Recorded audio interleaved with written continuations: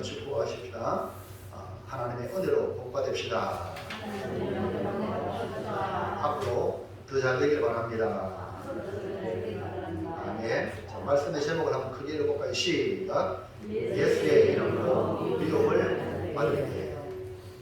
예수의 이름으로 사랑을 받는 것이 되어야 하는데 예수님은 미움을 받을 때가 있다는 것을 말씀해 주고 있으니 오늘 이 말씀을 통하여 어떻게 이 미움을 받을 때에 우리가 대처해야 되는가 하는 그런 대처 방법을 깨닫기를 바랍니다.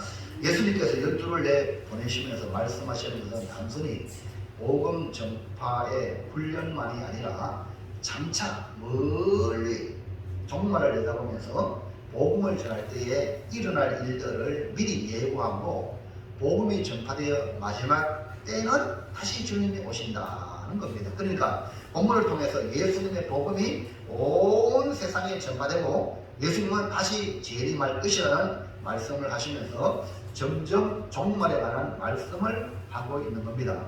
종말의 때는 전체로 봤을 때 기독교에 대한 적대적인 분위기가 강화됩니다. 복음이 다 전도되면 그 적대적인 분위기가 나오는데요. 기독교가 로마에서 봉인되기까지 얼마나 핍박을 받는지 모릅니다. 예수를 믿는 사람들이 급속하게 퍼져나가자 이 로마 당국이 가만히 둘 수가 없어가지고 핍박을 가했습니다. 그래서 예수 믿는 사람들을 혐오 그룹으로 몰아가는 겁니다. 이때의 핍박은 직장이나 이웃에게 어려움을 당하는 정도가 아니라 국가적인 핍박, 권력자에 의한 핍박이었다는 겁니다. 그래서 공개적인 처형과 각종 고문을 했습니다. 그리스도인들은 핍박을 피해 흩어졌고 지하로 숨어 들어가 평생을 살기도 했습니다. 이러한 핍박은 지금도 세계 곳곳에서 일어나고 있는데 그 대표적인 것이 뭐냐? 북한의 지하교회. 이제는 대한민국에도 이 마의 손길이 퍼지고 있다는 겁니다. 여러분 잘 아시죠? 북한은요 평양에 평양신학교가 있었습니다. 평양 갔다가 제2의 예루살렘이라고 했어요. 우리 대구도 그 영향을 통해서 엄청나게 부흥을 입은 지역이 됐죠. 우리가 지금은 편안하게 예수를 믿고 있지만 여러분 앞으로 무슨 일이 일어날지 모르는 현실입니다. 예수를 믿는다는 것이 결코 만만하지 않은 때가 얼마든지 올 수 있다는 것을 지금 성경은 예고하고 있습니다. 핍박을 통해서 결국은 참 믿음을 가진 자와 그렇지 않은 자가 뚜렷하게 구별됩니다. 이것을 갖다가 성경은 알곡과 쭉정이를 구분한다는 것입니다. 본문의 말씀은 예수가 재림하시기 직전에 일어날 일들을 말씀하고 있는데 오늘은 예수의 이름으로 미움을 받을 때에 라는 제목의 말씀을 통하여 우리가 복음을 전하면서 예수님 때문에 당하는 미움을 어떻게 처리하고 어떻게 해결할 것인가. 그래서 우리 모두 어떤 미움이 와도 어려움이 와도 신앙생활에 승리하시기를 주의 이름으로 축원합니다. 그럼 첫 번째 볼까요? 시작. 장차 일어날 일은 무엇입니까? 이 장차는 앞으로 미래를 말해요. 미래. 종말의 때에 이렇게 표현할 수 있는데요. 예수님은 복음을 천국 복음을 전파하라고 12를 내보내시면서 주시는 말씀 속에 당장 2000년 전에 일어난 이야기만 한 게 아니라 이 사건이 곧 미래 장차 말세에 나타날 일을 예고하고 있는 겁니다. 마가복음에는 이를 갖다가 말세에는 마지막 때는 전쟁이 일어나고 그 다음에 지진이 일어나고 그 다음에 기근이 일어나서 환란이 시작이 된다 이렇게 말씀했어요. 그런데 이것은 어찌할 수 없는 이 기근이나 지진은 자연재해죠. 그런데 민족과 민족이 나라 대 나라가 전쟁이 일어나는 거예요. 이거 역시 마찬가지로 여러분 우리 개인의 힘으로 어찌할 수 없는 일이에요.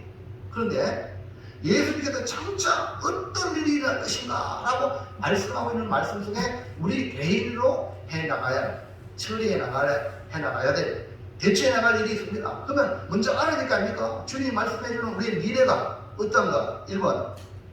자, 장차 어떤 일이 벌어지는 1번 시작. 마지막 때에 일어날 현상은 가족의 불화로 가정이 여러분 우리나라도요. 이혼율이 얼마나 많습니까? 혼자 사는 사람이 얼마나 많습니까? 지금요 어마어마해요. 옛날에는 이혼해도 갈 데가 없는 거야. 근데 지금은요, 이혼하면요, 나라에도 더 잘해줘.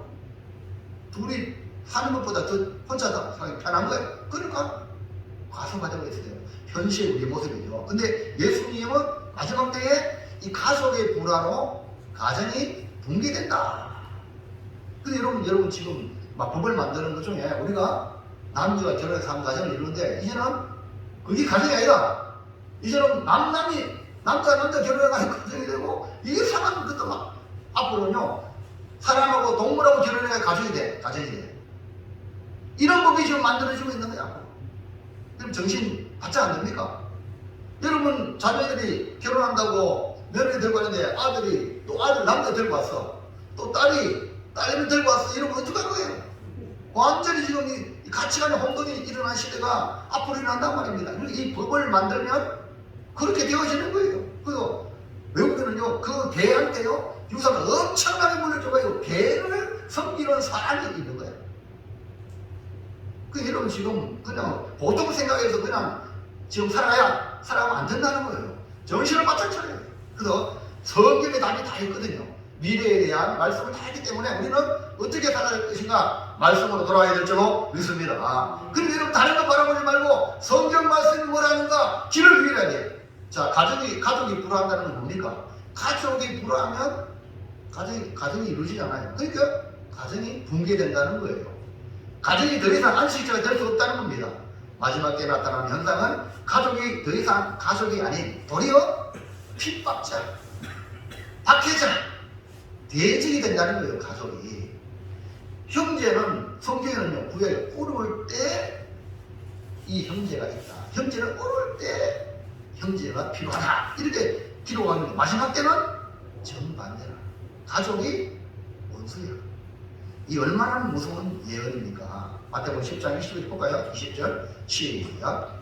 장차 형제가 형제를 아버지가 자식을 죽는 데 내주며 자식들이 부모를 대적하여 죽게 하리라. 그러니까 마지막 때에 가정의 붕괴로 이어지는 이 가족의 불화에서 시작되지만 말세에 나타나는 이 가정의 붕괴의 요인은 어떤 것이 있을까? 바울은 정확하게 맥을 짚어서 말씀합니다. 볼까요? 디모데후서 3장을 보세요. 잘 보시기 바랍니다. 시작. 너는 이것을 알라. 말세에 고통하는 때가 이르러. 말세는 어떤 때라고요? 고통하는 때. 마지막 때는 고통하는 때가 온다. 자, 그 고통하는 때가 어떻게 나타나느냐? 2절 시작. 사람들이 자기를 사랑하며 돈을 사랑하며 자랑하며 교만하며 비방하며 부모를 거역하며 감사하지 아니하며 거룩하지 아니하며. 2절의 말씀에서 말세에 고통하는 때의 징조가 사람들이 자기를 사랑하는 거예요. 자기를 사랑하니까 돈을 사랑하고, 돈을 사랑하니까 부모도 없어, 형제도 없어. 그럼 부모를 거역하게 돼요. 그러니까 돈만 사랑하고 자기를 사랑하니까 감사할 게 없어. 감사가 사라지죠. 그러한 삶이 이어지지 않습니다. 그 다음 보세요. 3절 시작. 무정하고 원통함을 풀지 아니하며 모함하며 절제하지 못하며 사나움하며 선한 것을 좋아하지 아니하며. 그러니까 악한 것을 좋아하니까 이렇게 나오는 거예요. 우리나라는 그 정이 있는 민족 아닙니까? 정이 없어졌어요. 옛날에는 손에서 얼마나 서로 정이 있잖아요. 요새는 그런 것도 없어요. 앞으로 가면 더해. 이게 우리의 이 말세의 모습입니다. 이것이 고통하는 때의 모습입니다. 그러니까 선한 것을 하자 하면 싫어 안 하는 거예요. 선한 거 안 하면 뭐예요? 나쁜 거. 자기한테 좋아하는 거, 자기한테 유익되는 거, 선인지 아닌지 모르고 그런 이익되는 걸 쫓아간다 이거죠. 마지막 때. 그 다음에요. 시작. 그 밑에 4절 시작. 배신하며 조급하며 자만하며 쾌락을 사랑하기를 하나님 사랑하는 것보다 더하며. 보세요. 쾌락을 사랑하기를 하나님 사랑하는 것보다 더하다. 그러니까 자기 사랑이죠. 2절 말씀하시는 말씀과 연결되죠. 그러니까 하나님 사랑하는 게 아니라 자기를 사랑하는 거예요. 자기를 사랑하니까 말세에 고통하는 때가 온다. 하나님을 사랑하면 축복의 때가 온다. 여러분, 교회가 세상은 고통하는 때지만 교회가 복된 공간이 되기를 주의 이름으로 축원합니다. 거기는 자기를 사랑하지 않고 주님을 사랑해요. 하나님을 사랑해요.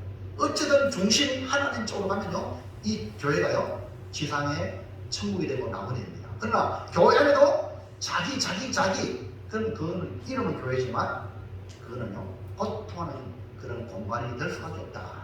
마지막에 보세요. 시작. 경건의 모양은 있으나 경건의 능력은 분인하니 이 같은 자들에게서 돌아서. 자, 경건의 모양이 있어요. 이 말은 이걸 뭐라냐? 오늘 우리를 표현하면 교인입니다. 교인이야. 경건의 모양은 갖췄어. 그러나 경건의 능력은 부인하는 자야. 실제적으로 알맹이는 없어. 껍데기는 갖췄는데 알맹이가 없다는 안에 예수가 없어. 예수가 없어요. 그런 자들에게 너희는 돌아서라. 이렇게 말씀하고 있어요. 이거 왜냐? 이것이 말세에 고통하는 때에 우리가 거기 들어가면 고통을 당하는데 거기에 돌아서라 이 말입니다. 그래서 말세에 당하는 징조를 우리에게 말씀해 주고 있어요. 근데 믿음으로 살아가려고 한다면 당연히 핍박을 받을 수밖에 없는 겁니다. 여러분, 복음이 들어가면 그 사람한테 예수가 들어가면 예수 없는 사람이 핍박을 하게 되는 것이 정상이에요. 마태복음 10장 35절 36절 보세요. 시작. 내가 온 것은 사람이 그 아버지와 딸이 어머니와 며느리가 시어머니와 불화하게 하려 함이니 사람의 원수가 자기지만 식구리다. 이것이 종말에 일어나는 징조인데 특별히 믿음을 가진 사람들이 믿지 않는 가족들에게 받게 될 시련을 말하기도 합니다. 힘들고 지쳐있을 때 피할 것이 가정이잖아요. 근데 마지막 때에 보호가 되어야 될 그 가정이 핍박의 장소가 되는 거예요. 여러분 북한을 한번 보십시오. 북한은요 여러분 그렇게 신앙생활을 찾는데 이제는 공산주의 되면 이제 동무가 된 거예요. 부모, 형제 동무가 된 거예요. 그러니까 이 공산주의 사상에 어긋나면 신고하는 거예요. 아버지고 형제가 없어요. 그게 바로 북한 땅에 일어나는 현실입니다. 그 가족이라는 것이 그러니까 이 사상에 의해서 만들어지는 거예요. 진정한 가정이 아니라. 그러므로 가정의 복음화가 무엇보다 우리는 시급하다. 그러니까 원수가 남이 아니라 집안 식구라고 말을 하고 있으니 이런 말이 되겠습니까? 우리 가정이 행복한데 그래 이거 성경을 말하고 있거든 앞으로. 그러니까요 가족이요 원수가 되면은 그냥 이제 세상적으로 살아가면 그래 되는 거예요. 그러니까 복음 안에 들어와야 주님은 십자가는 강하게 하나님은 우리를 맺어주고 유대인과 이방인을 맺어준 거예요. 그러니까 여러분이 십자가에 있으면 여러분 맺어 그렇게 전도를 하게 되는 거죠. 이방인도 전도하고 십자가에 있으면은 성도 안에 들어와 있는 것도 십자가에 있는 성도가 하나로 묶어지는 거예요. 이게 십자가예요. 이해하시겠어요? 그러니까 여러분 예수 여러분 있기를 주의 이름으로 축원합니다. 복음으로 인해 가족이 불화한다. 복음으로 인해 믿음 안에 있는 성도들이 복음을 받지 않는 불신자에게 핍박을 받게 된다는 말씀이에요. 하나님에 대한 정적인 정말 주님을 위해서 충성하다 보면 가족이 핍박한다니까요. 여러분 안 믿으니까. 자 2번 시작. 마지막 계획은 이런 현상은 예수 이름으로 모든 사람에게 미움을 받는다. 예, 이제는 더 나아가서 예수님을 믿음으로 예수님 때문에 예수 이름 때문에 당하는 고통이라는 거예요. 그것은 모든 사람에게 예수 안 믿는 모든 사람에게 미움을 받는다. 이것이 바로 기독교에 대한 핍박을 말합니다. 그러니까 예수님의 이름으로 말미암아 예수 믿는 것 때문에 박해가 공식적으로 가해지는 그런 환경을 말합니다. 자 10장 22절 상반절 볼까요? 시작. 또 너희가 내 이름으로 말미암아 모든 사람에게 미움을 받을 것이라. 그러니까 예수님 때문에 가족의 불화가 일어나 가정이 붕괴되는 일이 일어날 뿐 아니라 예수님의 이름 때문에 모든 사람에게 미움을 받을 것이다. 그러니까 여러분 어디 가게 피난처가 없는 거예요. 세상에. 한마디로 대대적인 핍박의 시대가 온다는 거예요. 기독교 역사는요 고난과 피해 역사였죠. 2000년 역사 속에 핍박을 당하면 당할수록 하나님의 사람들은 어떻게 했냐 더 강해져요. 핍박받을 교회가 없어진 게 아니라 더 강해져가지고 참된 신앙은 핍박 속에서 빛이 났습니다. 우리가 평소에는 잘 몰라요. 핍박을 받을 때 진짜 성도구나 하는 것을 알게 돼가지고 성례의 간증들이 일어나죠. 한국교회가 지금요 코로나 일어나요. 우리는 지금부터 지금 이렇게 되지만 또 공문이 막 와요. 백신 남아있는 사람 30%, 30%, 100명 중에 30명만 되더라. 그리고 백신 다 맞으면 70%만 되더라. 이렇게 교회 예배를 강제하고 교회에 밥 먹지 마라 먹으라. 이것도 정부에서 지정이 돼요. 이런 때가 어디 있습니까? 여러분.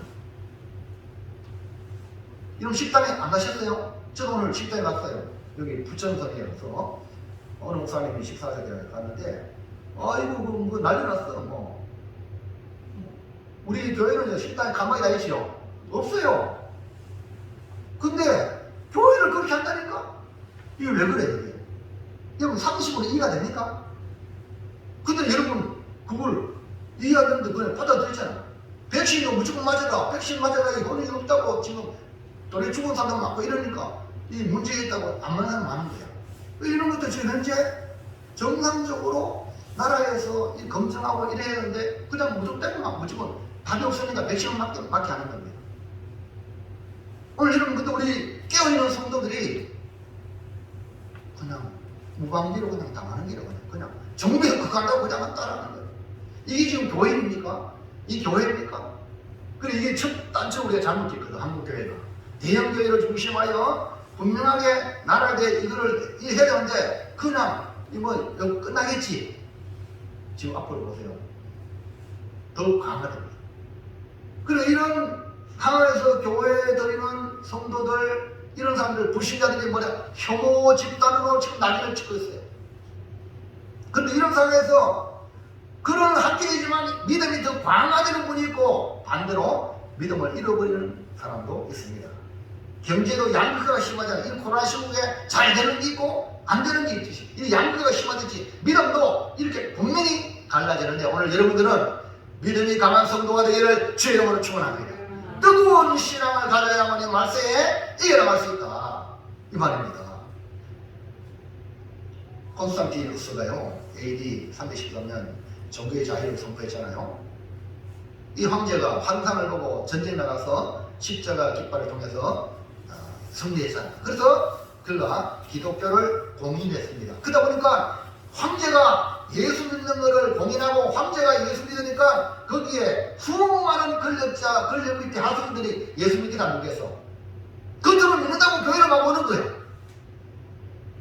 뭐 우리 예를 들면 이명박 장로님 대통령 될 때 소망교회 막 믿는지 안 믿는지 모르고 그냥 막 정치하는 거기 막 가는 거예요. 그러니까 껍데기를 많은 거야. 안에 생명이 없어. 그러니 교회 가는 거예요. 이번에도 보세요. 잘 보세요. 대선 후보자 윤석열이도 외도 선거 가고 또 이재명 그 후보도 말입니다. 나는 교회 집사입니다 놓고 우리 분당 우리 교회 이 사람이 10년 전에 한번 나왔다가 안 나왔기 때문에 우리 교회가 아닙니다. 그러니까 완전히 참 거짓말쟁이가 나왔잖아요. 그래도 지금 성경 끼고 또 교회 가네. 예. 이런 건 전부 가짜거든요. 여러분. 근데 교회만 가면 여러분 교회로 만든 이게 우리 한국교회였어요.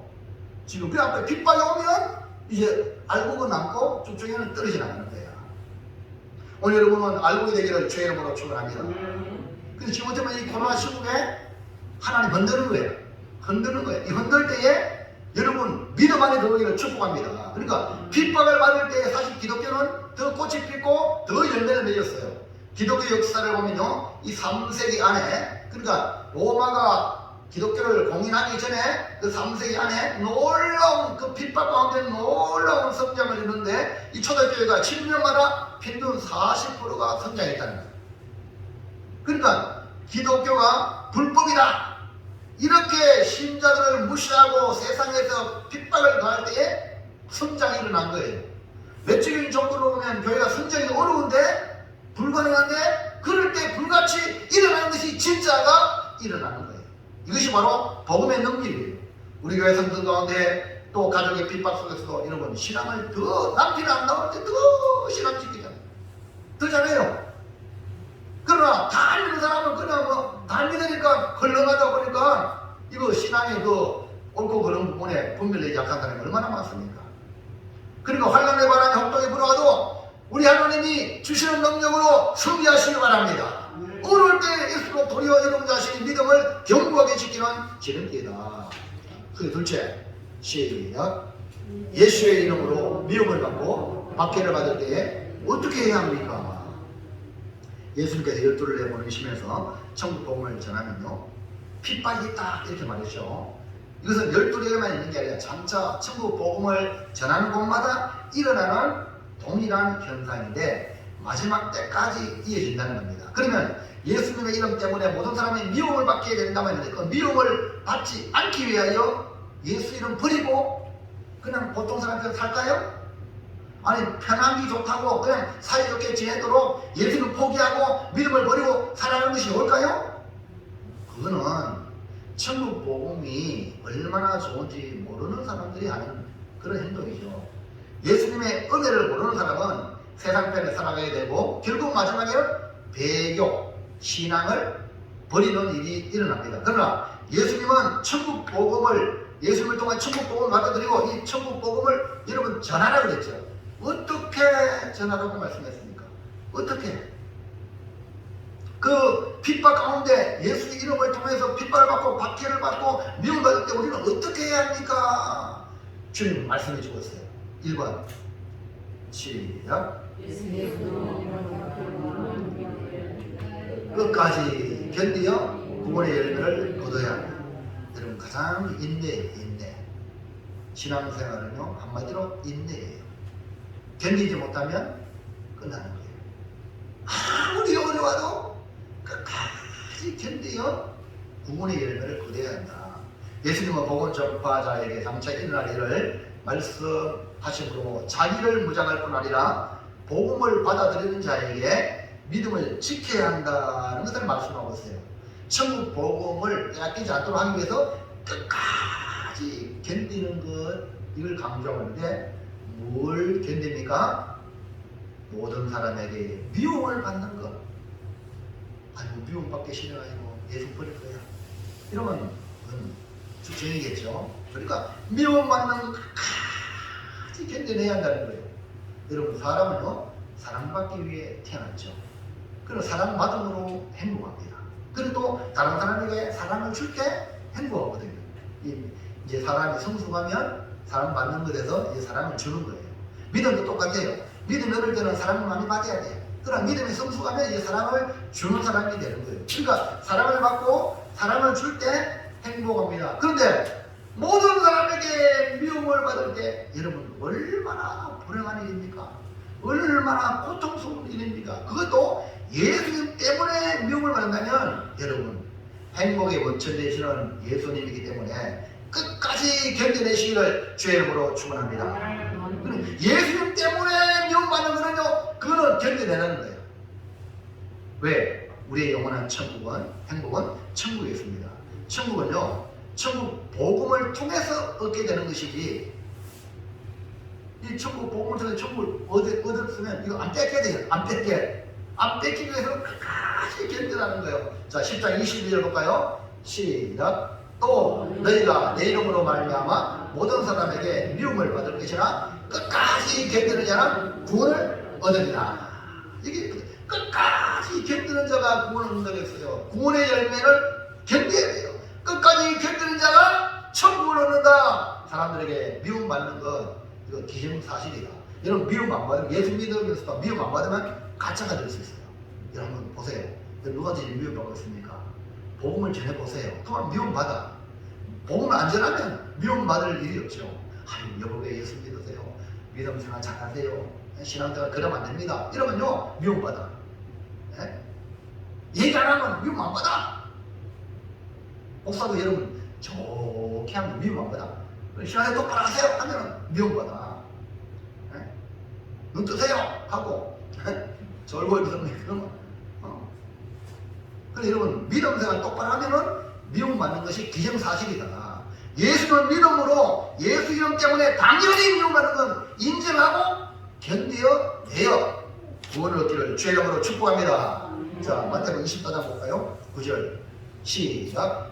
그때에 사람들이 너희를 환난에 넘겨주겠으며 너희를 죽이리니 너희가 내 이름 때문에 모든 민족에게 미움을 받으리라. 누구 때문에?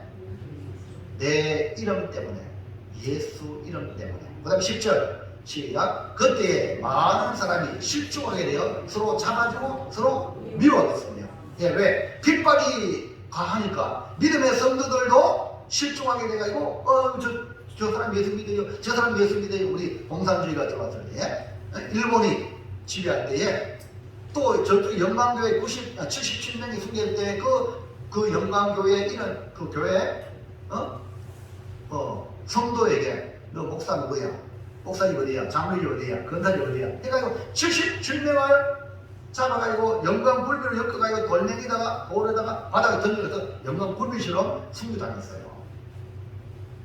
그건요, 교인이 불시대는 모르잖아요. 교인이 다 알려주는 거야. 그러니까 자기 살려고 그렇게 된 거예요. 자, 그 다음에 10절이니까 자, 시작. 거짓 선지자가 많이 일어나 많은 사람을 미워해. 드디어 거짓 선지자가 일어납니다. 거짓 선지자는 편하게 핍박 안 받도록 인도하거든. 자, 그 다음에 불법인 성함으로 많은 사랑이 식어지리라. 이 불법이라는 말은 이 세상의 법이 아니고 하나님의 말씀에 어긋나는 걸 말해요. 그러니까 사랑이 식어지는 거예요. 그 다음에 마지막에 시작. 그러나 끝까지 견디는 자는 구원을 얻으리라.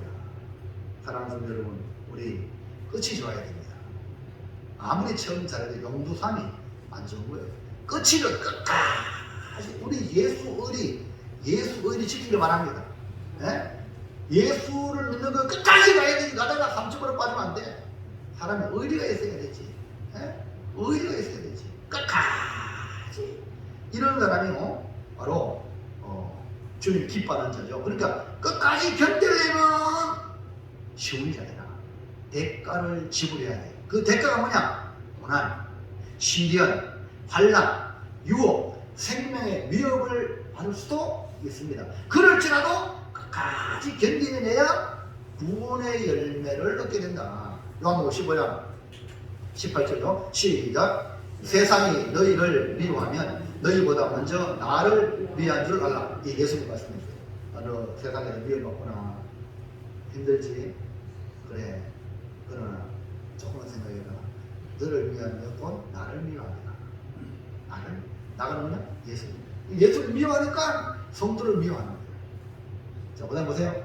19절 시작. 너희가 세상에 속하였으면 세상이 자기의 것을 사랑할 것이나 너희가 세상에 속한 자가 아니요 도리어 내가 너희를 세상에서 택하였기 때문에 세상이 너희를 미워하는 거예요. 여러분이 주님께 택한 백성이면 세상이 여러분을 미워하는 거예요. 그러니까 내가 예수님께 택함 받았구나. 도리어 미움을 받을 때에 자부심을 가지고 아이고 나 같은 거 주님 사랑하셔서 택했구나. 너무너무 감사합니다. 도리어 하나님께 감사해야 됩니다. 이 마지막 때 일어난 현상입니다. 자, 여러분 구약의 성경에 아벨은요 왜 자기 형 가인에게 핍박을 받았습니까? 가인은 형이고 아벨은 동생이에요. 아벨이 한 일은요 그냥 하나님 앞에 올바른 제사를 드린 거예요.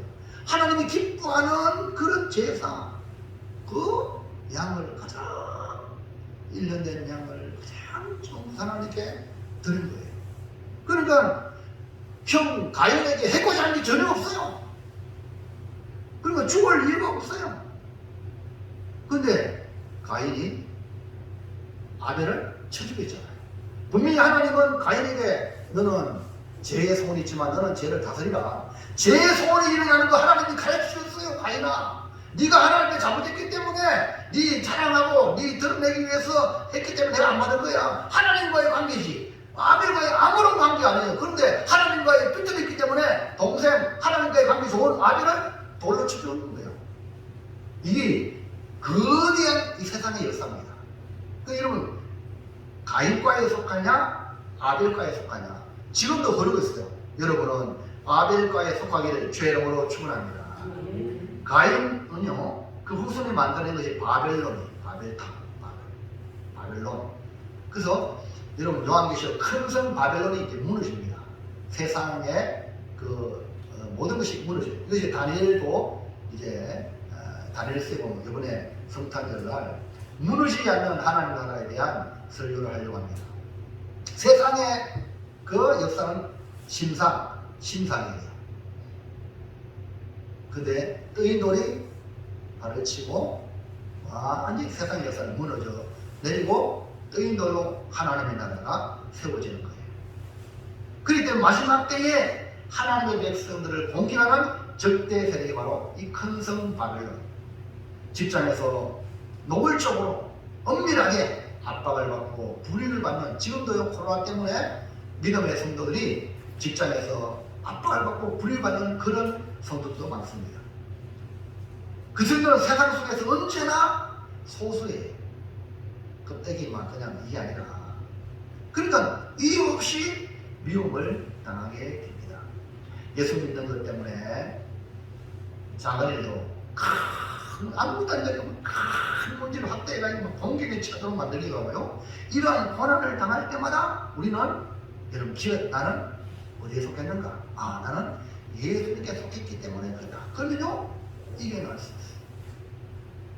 오늘 여러분 아무리 어려워도 예수님께 속한 성도 여러분 믿음을 지켜내기를 주의 이름으로 축원합니다. 자, 요한일서 2장 19절 볼까요? 시작. 그들이 우리에게서 나갔으나 우리에게 속하지 아니하였나니 만일 우리에게 속하였더라면 우리와 함께 거했으리와 그들이 나간 것은 다 우리에게 속하지 아니함을 나타내려 함이니라. 그러니까 말세에 신앙의 길을 떠나는 사람들은 말하고 있죠. 떠나는 이유는 다양하지만 분명한 것은 하나님께 속하지 않았기 때문에 참된 신자는 상황이 아무리 어려워도 믿음이 더 깊어진다. 왜? 우리 안에 참 생명인 예수가 있기 때문에. 그러니까 예수를 믿을 때 그 안에 예수의 생명이 우리 안에 들어오는 겁니다. 그 생명은 죽음도 어찌할 수 없는 거예요. 그러니까 생명은요 죽음을 이겨요. 여러분 아스팔트에 쫙 보세요. 아스팔트 보면 그 틈 사이에 그 풀이잖아요. 맞죠? 생명이 이긴다니까. 여러분 여러분 안에 예수가 있고 예수의 생명이 있기를 주의 이름으로 축원합니다. 여러분 나무가 어떻게 됐어요? 물을 부어보면요 생명 있는 나무는 자라고요. 생명 없는 나무는 썩어. 물 주면. 그래서 오늘 여러분 하나님의 말씀이 생명의 물이라. 물을 받으면 여러분의 생명의 역사가 있어요. 이 사람은 예수 생명이 있어. 그러나 예수 생명 없는 사람은 썩어버려요. 그러므로 지금 어떤 형태든지 고통을 당하고 신을 겪고 있다면 감사하시기 바랍니다. 왜? 예수님께 속했다. 내가 지금 하나님께 속한 자로서 믿음의 길을 제대로 걷고 있다는 증거가 되는 겁니다. 마지막 날 환란이 강력할수록 구원의 완성은 그만큼 가까워지고 있어요. 어둠이 지날수록 새벽이 가깝다. 마지막 때 환란이 강력할수록 구원의 완성이 가깝다. 그때 새벽을 맞이하는 그 기쁨은 우리가 상상을 초월하는 새벽의 기쁨을 만날 것입니다. 그러므로 참으시고 견뎌내시기 바랍니다. 근데 그냥 무조건 참는 게 아니에요. 참아야 될 이유가 있어요. 왜냐하면 우리가 지금 이 코로나 때문에요 조금 지나면 되겠지. 이거는 희망 고문이라 이해가시겠죠? 희망 고문.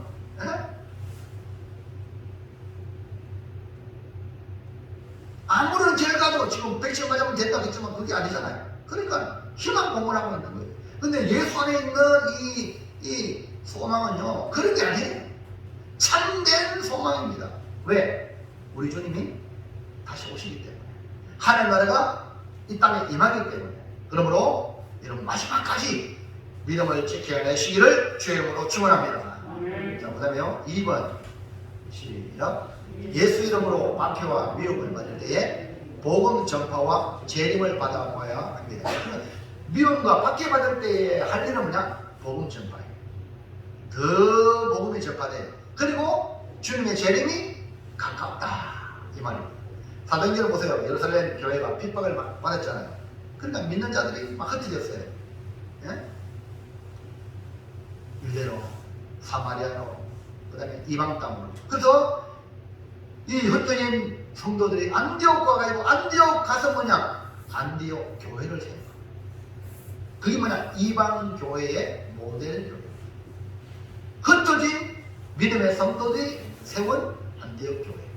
만약에 그들이 핍박을 가지 않았다면 예루살렘만 붙잡고 있었겠죠. 분명히 성령이 임하시면 예루살렘과 원유대와 사마리아 땅끝에 이르러 내 증인이 되리라. 근데 핍박을 통해서 복음이 증거됐다는 거예요. 그러니까 여러분 핍박 받음으로 여러분도 복음이 더 증거되는 거예요. 이게 정상이다. 마태복음 10장 23절 시작. 이 동네에서 너희를 박해하거든 저 동네로 피하라. 내가 진실로 너희에게 이르노니 이스라엘의 모든 동네에 다 다니지 못하여서 인자가 그러니까 이 동네에서 핍박받은 저 동네 가라. 가면서 뭐 계속 복음을 전하는 거야. 그러니까 고등에 나오는 말이 인자가 온단 말이야. 다 가기 전에 주님이 온다. 우리나라도 2000년 전에 한국 땅에 2000년의 그 구원의 역사가 우리 한국 땅에는 130년 전에 원도우도 선교사와 벤달러 선교사가 부활절 아침에 인천항에 제물봉에 다 내리고 하나님께서 이 땅을 불쌍히 여시고 이 땅을 사랑하셔서 선교사들을 이 땅에 보내시고 그리고 이 복음이 증거되는 지금 한국교회가 엄청나게 복음의 부흥을 이뤘죠. 그리고 주님의 재림은 이렇게 천국 복음이 모든 민족에게 온 세상에 전파되는 순간에 주님이 오신다. 지금 코로나로 인해서 전 지구촌의 재앙을 보고 있습니다. 세상은 지금 새로운 세상이 온다 이런 얘기를 하는데 새로운 세상이 아니라 우리는 주님의 재림이 가깝다. 즉 하나님 나라가 이 땅에 온다. 이 믿음의 논리자 얘기를 주의 이름으로 축원합니다. 그래서 설교는 다트처럼 모양으로 믿음 준비하고 등과 기름을 준비해서 신랑 신랑의 주님 오실 때에 마시할 수 있도록 준비를 잘해야 돼요. 그날 언제입니까? 그거는 우리의 시간표가 아니라 하나님의 시간표에 의해서 돌아갑니다. 핵진대 터지고 막 천재적이 일어나고 이걸로 끝나는 게 아니라 그 시작이다. 그러니까 역사의 끝은 하나님의 손에 달려있다. 여러분의 종말도 개인의 종말도 하나님의 손에 달려있다. 그러면 예수 오심으로 하나님을 완전히 이렇게 이루어지는데 지금 오실 때까지 복음 전파는 계속 되어야 된다. 사랑하는 성도 여러분, 요한복음 16장 33절 한번 볼까요? 시작. 이것을 너희에게 이르는 것은 너희로 내 안에서 평안을 누리게 하려 함이라. 세상에서 너희가 환난을 당하나 담대하라. 내가 세상을 이겼노라. 세상을 이겼다 했습니다. 우리 주님께 딱 붙어 있으면 우리도 승리할 줄을 믿습니다. 예수님께 딱 붙어 있으면 영원한 나라에 들어가게 되는 겁니다. 이제 이 땅의 관심에서 눈을 열어 하나님 나라의 관심, 영원한 것을 바라보기를 주의 이름으로 축원합니다. 우리 구원을 바라보고 끝까지 견디어 인내하는 성도 여러분 되셔서 우리 모두 다 승리의 주인공이 되기를 축원합니다. 이 결단합니다. 결단 시작. 예수의 이름으로 위협을 받을 때에 좋은 공동체 안에서 신앙생활하고 개인적인 신앙생활을 지켜나가고 늘 깨어있으므로 다시 오실 주님을 맞이하도록 끝까지 견디어 나가겠습니다.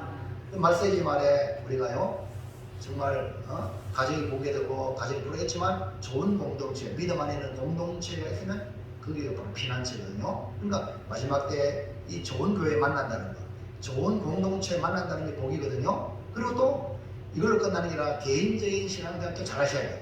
개인적인 하나님과의 관계, 1대1 관계를 잘 하시고 그 다음에요 늘 깨어있어서 깨어있다마는 주님이 다시 오신다. 이 의식을 잃어버리면 안 돼. 이거 잃어버린 사람은 잠을 자고 있는 거예요. 영적으로. 이 세상의 것만 막 정신 팔린 사람은요 영적으로 잠을 자고 있거나 주님 오신다. 이 주님 오신다는 의식을 가지고 있는 사람은 뭐냐? 깨어있는 거예요. 영적으로. 아멘입니까? 근데 우리 한국교회가 사실은 주님 오시는 이걸 깨어있지 않고 오직 이 땅에 잘 되는 거 이것에 매몰되어 있어요. 세상 잠을 자는 거야. 이제 이 코로나 통해서 깨어나거든요. 정신을 차리거든요. 그래서 늘 깨어있어가지고 다시 오실 주님 앞에 칭찬 들을 것인가? 이걸 생각하시면요, 말, 행동, 우리의 마음가짐 스스로 다 제어가 돼. 이러면 안 되지. 이거 없기 때문에 막 그래 하시잖아. 이거 주님 오신다, 주님 오시라 우리 심판한다는 거 안다면 이러면 되지. 정신이죠. 이렇게 나오는 거예요. 그럼 깨어있는 거예요. 그리고 어려움 오면, 핍박 오면 이게 나가야지. 끝까지 이깁니다. 우리 모두가 우리 주님이 말하는 귀한 성도가 되기를 주의 이름으로 축원합니다. 기도하겠습니다. 하나님 감사합니다. 오늘 주시는 말씀을 통하여 제자들에게 복음을 전할 때에 예수 이름으로 미움을 받을 수가 있다는 사실을 알려주며 또 장래에 장차 세상 종말 때에도 마찬가지라고 말씀했는데 오늘 우리는 이 사실을 기억하고 주님으로부터 주님을 통하여 미움받을지라도 주님의 사랑받는 성도로 믿음생활 끝까지 견디며 이겨낼 수 있는 귀한 성도들 다 되도록 은혜를 주시옵소서. 예수님 이름으로 기도하옵나이다. 아멘. 찬송가 608장입니다.